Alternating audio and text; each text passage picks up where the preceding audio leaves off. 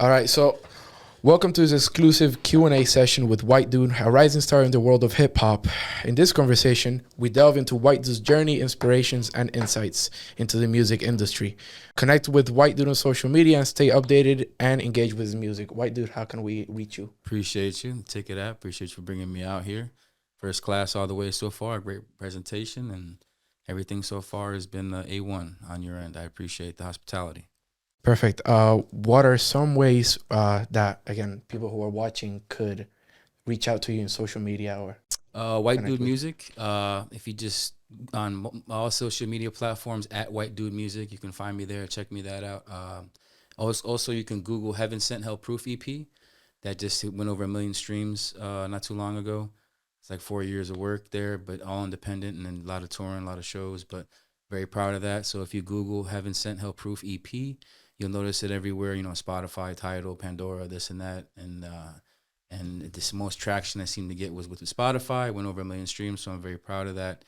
So definitely you can find me on those two avenues at White Dude Music, and Heaven Sent No Proof EP would be my primary source of contact right now. Perfect. Congratulations on Heaven Sent Hell Proof, Thank you. reaching the 1 million Spotify streams. And let's go with the question that everybody asks, which is, how did you get started in this industry? I think anybody who gets involved in any creative industry, you're a person who seeks to create, to make something out of nothing, whether it's writing, singing, Acting. graphics, Anything creative. anything creative. So I think I always had a desire to do more, and with less, and always kind of I tried to see how I can fit in. I was always intrigued by things that were difficult or puzzles or this and that. So initially, how I got into music was through concepts where I had a lot of artists and friends were like, hey man, I have an idea for this video, but I really don't know where to shoot or what to shoot or like,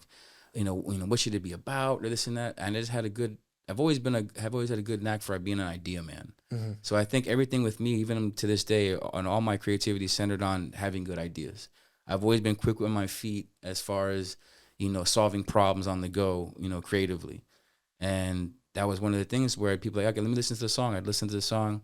All right, do this on the beach at night with this person with the car, have this, and everybody be like, How did you come up with that? I'm like, I don't know, man. I wish I was good at, getting girls and better at basketball, but what I got is ideas. So it was just something that seemed to come natural, where I just had a visual mind in that sense, where I hear a song or I hear a comedic sketch or something, and it starts piecing together in my head, like, Right. Inception, like a Rubik's Cube of just vision of scenes. Just starts to, and just, okay, this is what we're going to do. And it seems to work and people seem to like it. So, Yeah, you're doing a good job so far.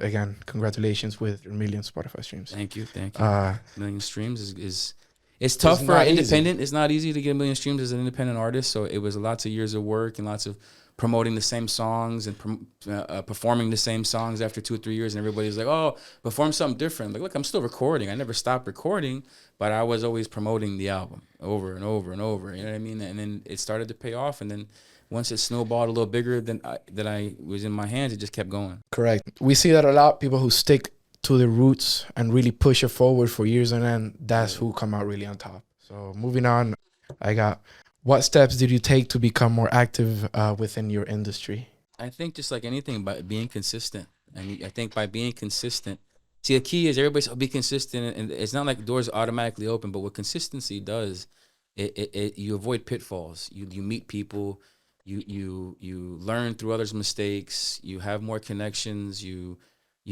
pick up on things, little trade secrets here and there. So consistency is key, not just in the sense of growing your art or your audience, because it's going to take a long time. So if you think consistent, you're going to be consistent for a year or two. No, it takes like sometimes 5, 10, 15 years. 100%. You know what I'm saying? Before people really, really gravitate to you to an extent. So I think when your consistency really, reveals all, consistency will build routine. And in that routine, you gain more experience, more hours. More experience, more hours means more knowledgeable. And the experiences put you in, better paths and stuff like that. Like, again, like meeting people, the right person, the right DJ at the right time. So a lot of times people are like, oh, this guy was lucky. It's like, I can't say that. I don't know what he's done or what he hasn't done. But, as I heard a football coach tell me once back in the day, luck's when preparation meets opportunity. So if you're not in the right, like, code, you ain't in the right gap and ready with sound Right when form, you're ready. right, you're not gonna make the tackle.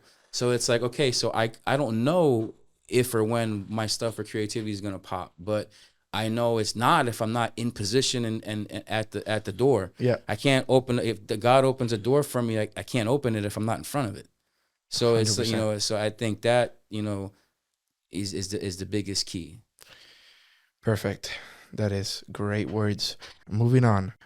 Growing up, everybody has, someone they looked up to, someone who they took inspiration from. So again, did you have someone you looked up to when you started in As hip far hop? as creatively, yeah, I mean, creative. I mean, you eventually you tend to like. I like currently I draw inspirations from like friends of mine who do things. Like there's friends of mine who are doing it because like when you know someone who's doing it and they're your friends, so meaning they're your friends, you respect them. You know their hustle's legit. You know they're authentic people. So I get a kick out of watching someone I know succeed in some shape or form because it helps me feel like, okay, well, I know I can do it for one, and then I'm happy. I want someone I know to succeed. So that really fuels my creativity, and I think it's good to have healthy competition amongst your friends and peers. You don't want to have unhealthy competition like stealing ideas or you know stealing beats or sound. Right. There's lots of things happen, and believe me, it happens in this industry. But I think it's about really enjoying the process and fighting through any adversity. But to my favorite artist as a kid was Tupac. It's I was a Tupac. big Tupac head. Yeah. You see me like I'd be as soon as my mom left something, I'd crank it up and be jumping around cursing boom, West Side my fingers, and I'm like you're a kid, you don't know what it is, you know what I mean. But I was always I enjoyed the fact that he was always a very versatile artist. Like I always say, like even to this day, like you have a lot of young cats and like J. Cole and Russ and Kendrick, all these super dope lyricists, Locksmith, a lot of people sleep on. But I think what for me was like, wow, he's an actor, he's a rapper, he's this and that. 100%. Initially, it was something that that it sparked my interest as a kid, where I was now it started and it evolved from there. But I think what kickstarted the idea it was watching the impact Tupac had on Right. society and middle class America, and it was like, oh wow, wait a minute, he did all that just by shook it up like that by some rap songs and a Right. couple movies. You know what I mean? And he wasn't, a doctor or a lawyer. It didn't come from, Right. It's not like he come from a rich family, Yeah. this and that, like that. So it's okay, wow, okay, you can have an impact. And then, I was like, then eventually you find your own way to make your own impact. But Perfect. Let's talk about your stage name or alias. How did you choose your stage name, and what does it represent for you? it's more like it chose me. Really? But it's like I didn't really. It's not like I wanted to be called WhiteDude, but it just. I mean, and ironically, I'm half Spanish. Uh-huh. So it's like people see me sometimes and they're like, "Are you like Russian? Are you Spanish? Are you white? Like what are?" And I'm like, I don't know. I just kind of have like a ubiquitous face, Right. I guess. So people are not sure what I am, but WhiteDude was something that stuck because my last name sounded Jewish, and it was like I had always around like black and brown friends. I had always friends who were from the Caribbean or this or that, Right. whatever. So they would just be like, "Who's that white dude always with you guys?" And they were like, and one day it just kind of stuck because I was kind of rapping and I was kind of looking for like, well, how do I like market myself? Like, Right. How do I, you know what I mean? How do I stand How out? do I stand out? How do I grab the people? This and that, and then somebody like in the studio, I just said, "Man, white dude, just rap, bro." And I just like, And you were like, I was like, okay, yeah, you know what I mean? Because I always could rap. I always, but I never really wanted to be in the limelight. I was never that person who sought the attention. I didn't like that. I was like, oh, being a rapper is like narcissistic, and it's like this and that. And then it's like, okay, through artists like J. Cole and artists like Andre Three Stacks and these people who are talented and are dope and they're creative, but they find a way to like do it being themselves. They're not. We have a fan here, a special guest appearance. her name is Dulce. It's okay, Dulce. She likes me. I got a friend.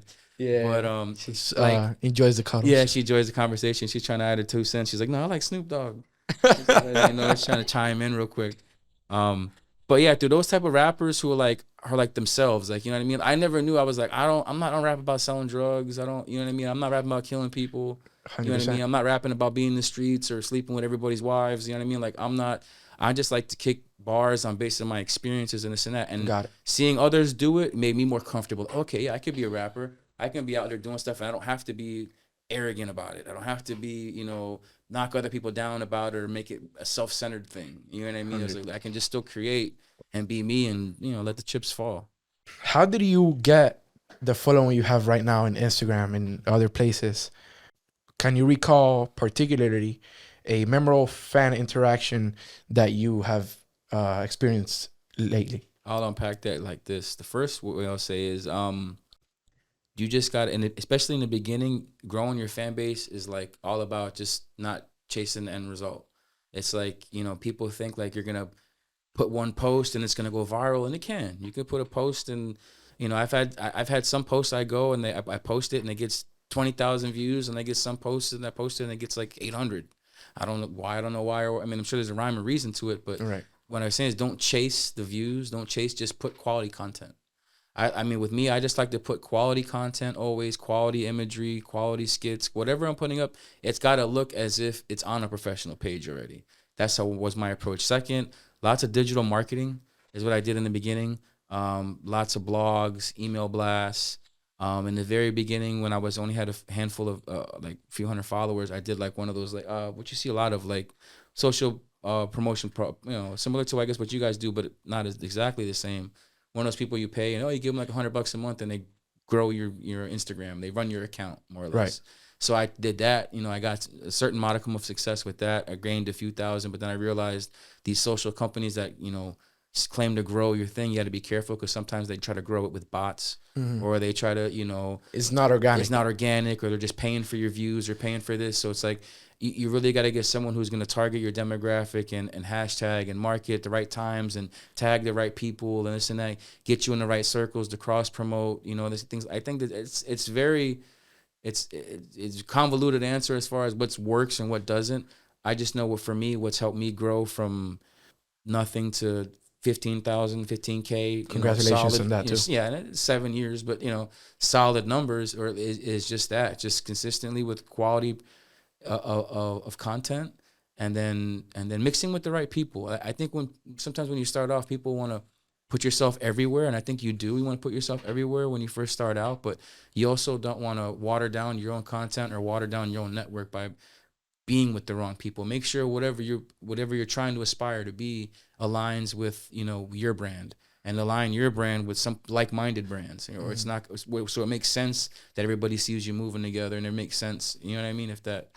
Yeah, I mean, in one way or another, you're always gonna have to stick to yourself. Yeah. If you're not yourself, then there's nothing really to look forward to. Yeah. And that's at the end of the day, that's what's gonna get you out there, yourself. Yeah. And I'm gonna congratulate you one more time on achieving the remarkable milestone of 1 million Spotify streams for your album, Heaven Sent Hell Proof.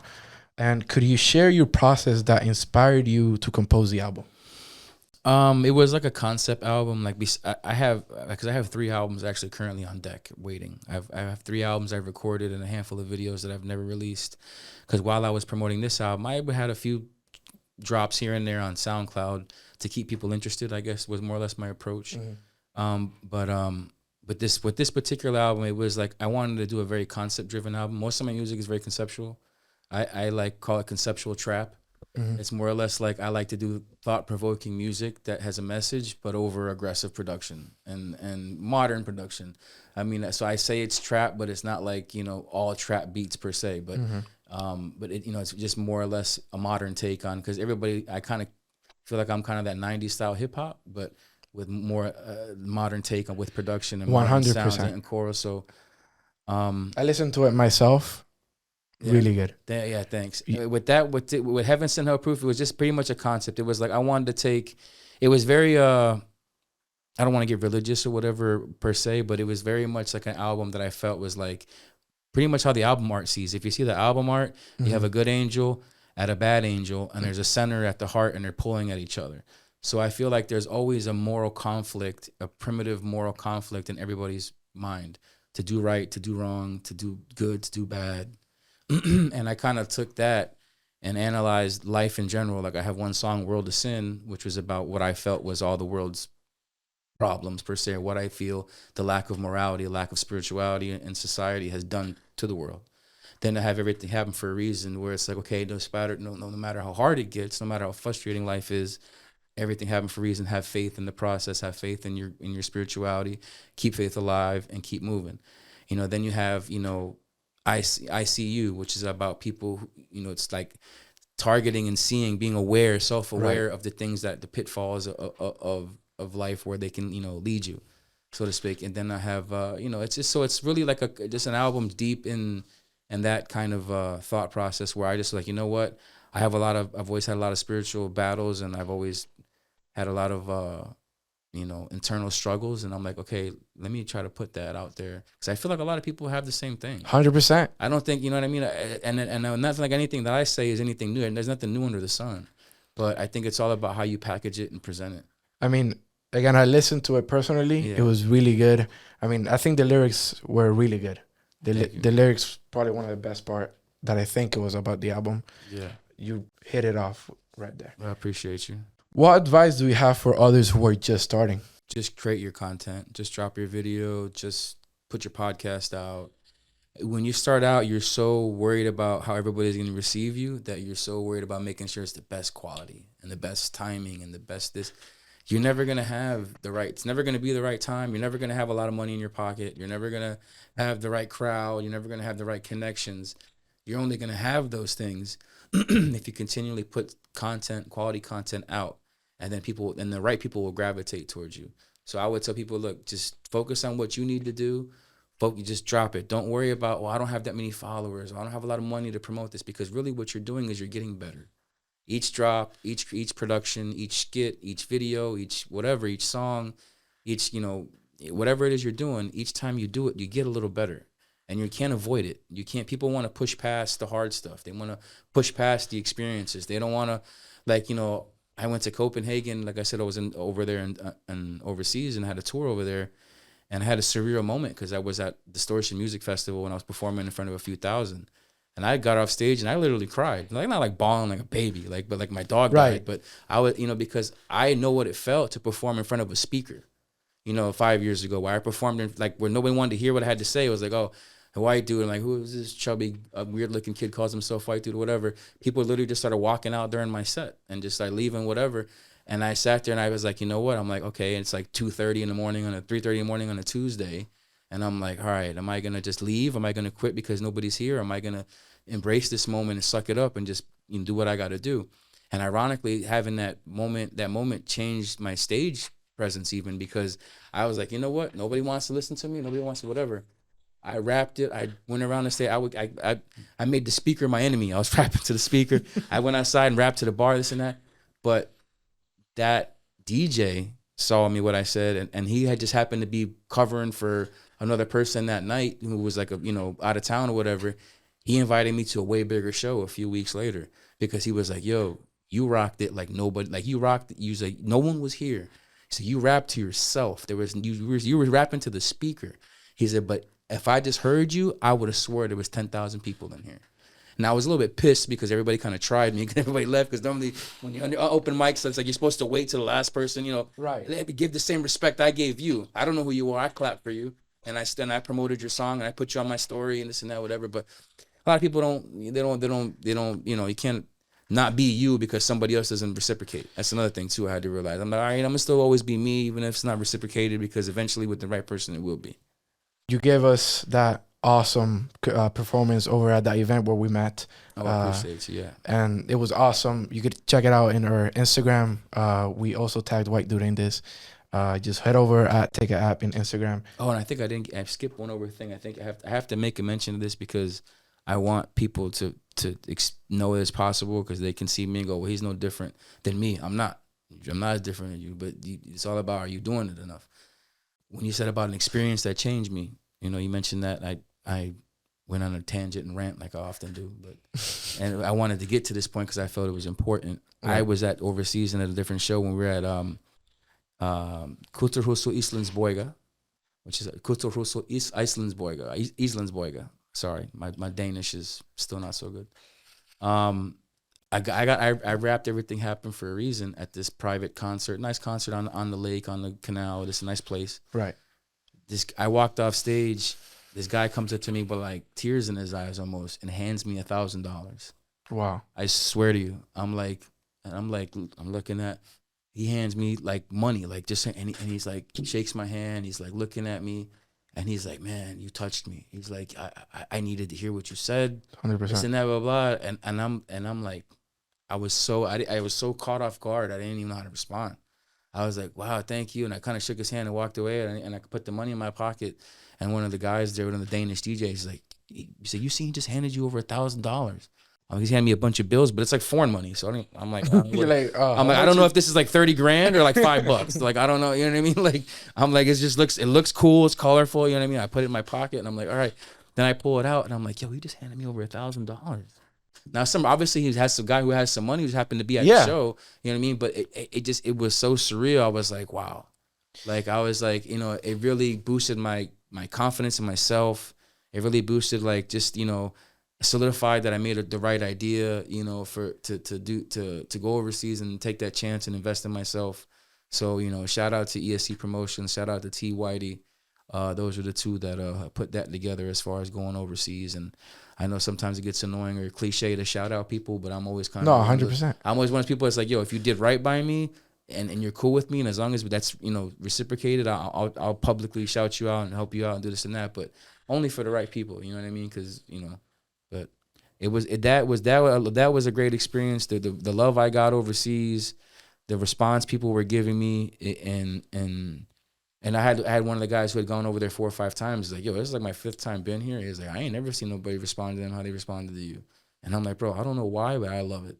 And I'm like, I'm just gonna keep grinding. Do that. We performed we did a live pop up on Pusher Street in this place in Denmark Denmark where you're not even allowed to film. Like, dealers will, like, 'cause it's kind of like their Wynwood, so it's kind of like their smoker spot, and you have people selling hash and this and that, whatever. So if you go there and put a camera up, they'll slap it out of your hand, and probably you might be liable to catch a whooping. Oh, sorry, I don't know if we can. It's okay. Okay, cool. Okay, right. So you might be liable to catch a whooping. So it's like, all right. And then we got the blessing from like the Godfather of like Christiania, which is and he's like, nah, man, we're gonna do this. What do y'all want to do? You want to rap? You want to film? We'll film right here. And this and that. So we're like filming. I did like a literally like a live acoustic pop up in the middle of this thing. And it's like, wow. What song did you sing? I did Pain Changes People. That was not on the first album. That's going to be on the second album. That's what I just released, and the video is out. Pain Changes People featuring Galaxy the Pharaoh. I directed myself, my first time directing one of my own videos. Where can I listen to that? I'll send you the link. It's on YouTube, WhiteDude Music. If you go to YouTube and type in WhiteDude Music all together, you'll find my YouTube channel. You used to be able to put WhiteDude in there, but then Lil Dicky made that song. And then it's like now it's all you see is his stuff. So I like Lil Dicky, he's cool, but damn it, now nobody finds my stuff, Dicky. Damn you, Dave. Yeah. So it's like, but he's I like kind of his style and personality too. He's another person. I like people who are authentic and they find success with it. I hate when people are like, oh, rappers are this, rappers are that. It's like, no, that's because you think the typical term rapper. There's plenty of people who are just creatives and they're great at rhyming and put it on wax and this and that. And, that's who I like. That's who I respect. I don't care what style and what you're talking about. Are you authentic and is it real? It's as to your life experience. And 100%. Again, we touched about religion. You're a religious guy. Me myself also a religious guy. And listen to Everything Happens for a Reason. And again, it's one of those songs. If you're in that spot where you're religious and you know what you're talking about, it really does touch you. Yeah, appreciate that. Thank you. I listened to the intro. The intro was phenomenal on that album. And then I believe that's your second song, right? Yeah, the second one. Yeah. And again, go ahead. Everything Happens for a Reason in Heaven Sent Hell Proof. Yeah, Everything Happened for a Reason. You can catch that. Like I said, if you want to listen to it on any platform you'd like. It's the most views are on Spotify right now, but I know it's got a lot of downloads on Apple Music. And then the video itself was great. Shout out to David Apple of The System Life, who just won a Filmgate Miami Award for Best Director. He directed that video. It's about around 60,000 views right now. I want to get that a little higher. I'm going to start linking and cross-promoting on my platforms. Like, again, which was something I wasn't doing before. Another tip, cross-promoting all your platforms. Making whatever you got going on, make sure you're pushing your own stuff and don't think because somebody might think it's old. What's old to you is new to somebody else. Because I was rapping Everything Happened for a Reason over there, and it was a handful of years old, and I had kind of stopped performing it locally, and over there they just couldn't get enough of it. I mean, we went on live TV in downtown Copenhagen to like Christiania TV, which is like their like Good Morning America type thing, and we were live to the whole country, and we did like a little interview, and I performed that song, and everybody was giving me a great response for that. It's produced by Cash Marley, You can Google my boy Cash Marley. He's done production for Rick Ross, Future, Skrilla, lots of upcoming artists. So Cash Marley, CA money sign H Marley. If you Google him, he's a dope producer who's a good friend of mine. I've known him for like 15 plus years, and he's very quality. And hip hop or rap Mm-hmm. is known for its storytelling aspect, Mm-hmm. as you spoke to me in the beginning. Can you share a personal story or experience that had a significant impact on your music or lyrics? Probably what I just mentioned, as far as the guy giving me the $1,000, I think was big, and just that whole experience overseas was just great in that sense. Like it really confirmed a lot for me in the sense that I was like, okay, I can do this, I can have success, I can find a crowd, but I think just that. I'll give you a little personal story. I wasn't gonna mention this because nothing's come from it per se, but I met a little girl over there, this and that. So, but we had a good time actually. We recorded a song and this and that. But long story shorter, because I don't want to get too long. We had an experience. I met the girl. It was odd the way we met. We did recorded a song, but more than importantly than the girl, it's not about the woman per se. Although I have respect for her, is what happened. The synchronicity of things. It seemed like my life like just came to a certain point, a certain boiling point with a lot of questions, and I was like, where do I need to go? Very much like a crossroads, I guess you can say. So when I went to that trip, it kind of confirmed a lot of the things that I felt I needed to do and to keep pushing. And the synchronicity of how we met, how the song came together, how we filmed the video. There were so many elements that weekend where it's like, oh, hey, we're gonna go film at this location. And when we get to the location, my family name happens to be on a building on a billboard, like right when I get out of the car. Wow. I'm like, okay, that's weird. So I go to make the song with the girl. Hey, I can't. We're supposed to link up. Hey, I can't link up with you today. I'm sorry. We'll try again. I don't know if I'll see you, but we'll try. End up running him into her randomly. This and that. Like at just hours later, she taps me on the shoulder. Oh my God, hey, we went. So and I noticed a lot of things, a lot of coincidence, a lot of synchronicity, Right. where it seemed to be happening, and that's when I was like, okay, you know what? Let me stop fighting things. Let me stop chasing end results. Let me stop focusing on what's going to happen tomorrow, and just live in the present, and just and have faith that it's going to be okay. Just do what you got to do every day. Go to work, be creative, make your money, do this, travel, do everything just live how I'm supposed to live. Like, I guess in short, just trust the journey, trust the process. When people say leap of faith, I think they look at it like there's some grand task that's just going to get placed in front of you and you're going to have to make some drastic decision with your life. No. Every single day is a leap of faith to some extent, because you have to just trust things are going to be okay. I'm going to live my life how I'm supposed to. I'm going to live my life based on my standards and my principles, and I'm going to trust that it's going to work out. And I'm not going to chase who likes it, who doesn't like it, how much money I'm making, how much money I'm not making. So that, I think, I was always kind of getting towards or figuring out. But the trip, I think, just kind of like it gave me clarity. Right. And like removed the smoke on a lot of things. And it's like, okay, you get it now. And I'm like, okay, sorry, God, I get it now. Now, where that's going to lead, I don't know. I don't know if am I going to win Grammys and travel the world, be known forever, or am I going to, start a family next year and you'll never see me again? I don't know. But the whole point is I'm accepting what's going to happen with my life. And if I don't do this, it doesn't make me a failure. If I don't do that, it doesn't make me a bad person. You know what I mean? I'm just like, okay, I'm going to live how I'm supposed to live and let the chips fall. And just trust in it. You know what I mean? And then don't chase the end result. There's so much success. Another thing is like success is what you make it to be in your head, and happiness is perspective. So if you're never going to be happy until you have 3 Bentleys and the supermodel wife and a $1 million mansion, oh, I'm never going to be happy if I get that. Well, you're probably not going to be happy for quite some time unless you get blessed or work your ass off to an unexplicit, or catch a lucky break or whatever. So, you don't need lots of clothes. You don't need Gucci, Versace, cars, 3 boats, a model wife who probably would develop a coke habit or something. You know what I mean? 'Cause with all the money you're just gonna spend, and she's probably will hate you and probably sleep with the pool guy, and then your best friend will probably end up stealing your money from you. Things happen because people are too focused I'm making it. on making it and the money and success and the fame. I want to see my face everywhere. And this and that. It's like, dude, you know what? If I can live and earn a creative income and take care of my mom and my brother and my sister and eventually start a family, and I don't have to worry about where I eat and where they're going to go to school, this and that, that's success.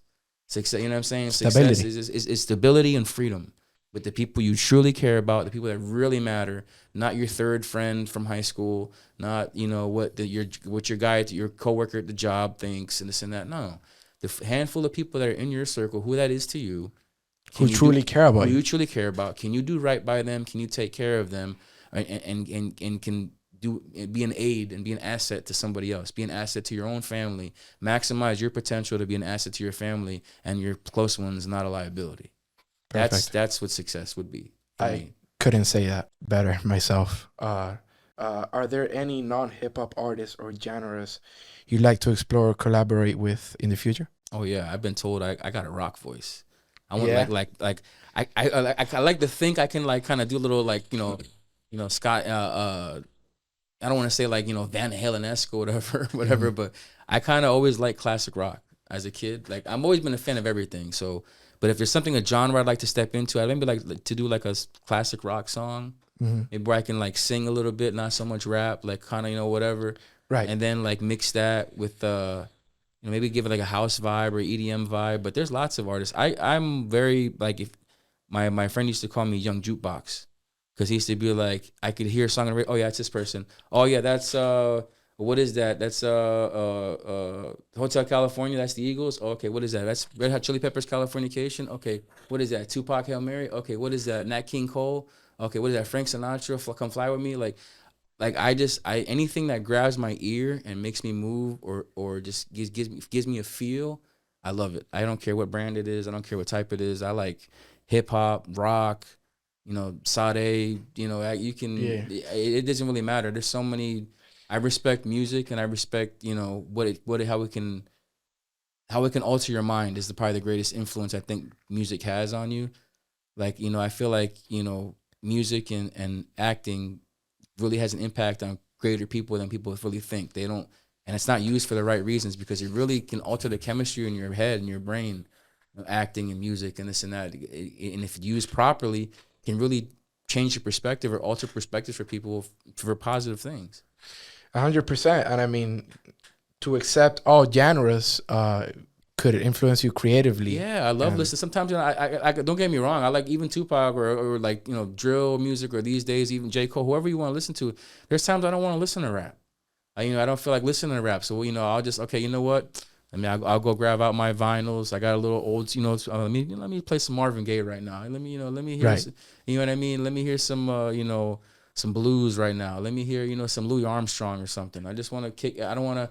You know what I mean? Let's just put something different on to mellow my vibe. 100%. And I mean, not only hip hop artists, but you see more artists turning back to, the old classics and kind Yeah. of getting that beat or remaking that beat or remastering that same song Yeah.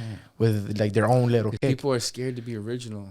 They want to go with what works because they're scared to be original. Why are they scared to be original? Because they don't know what original is because they're afraid to be themselves. So it's just okay, like the great ones, when you see we'll take it to hip hop, even though you can apply it on anything, but say like Kendrick, Yeah. everybody's like, oh, Kendrick, he's so this, he's so that. What does he do? But okay, but if you listen to a Kendrick album, it doesn't sound like anybody else. Like he's not making it, oh, I got to do it because I want it to sound like this or sound like that. No, he's putting out there what he wants to put out there. You guys are finding it creative because not everybody does that. Why does not everybody do that? Because he's not copying or there's no mimicry in the artistry. It's not, there's too much copycat in this Mhm. industry nowadays because people would hear like, oh, if you don't do this, you're not going to make it because they hear someone on the radio, you got to sound like that for you to make Mhm. it. No, that's not true. Yes, there's certain gatekeepers. Yes, we know that music, the music execs want to keep the negative music up and keep the drug and the drill and this and that. Yeah, we know that. But there's other people plenty that are talented out and around that you can find if you really search for it. You know what I mean? Got it. And just turning back to making it if you're not really truly being yourself. Yeah, exactly. So Making it is happiness is perspective. Perfect. All right, and just finally wrapping this up.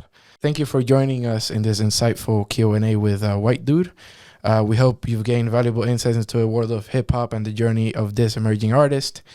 Follow White Dude on his musical journey and don't miss his upcoming releases and events. Yep, thank you. I appreciate your time. Again, it's White Dude. Hashtag Trap a Favorite Cracker. And you can catch my new EP, hashtag Trap a Favorite Cracker, coming early next year. The movie Paula, I'm doing some acting. We just filmed Paula, that was won an award for Best Actress at the Miami 48-hour Film Miami project. Yeah, we'll make sure to link that down. Link that as well. I'll send you that information, and I'll be starring in a series called Charles with the same director. We'll be shooting 5 to 7 short films, and where I'll be playing a PI/serial killer. So Perfect. that's all I can say. Peace That's out. all I can say.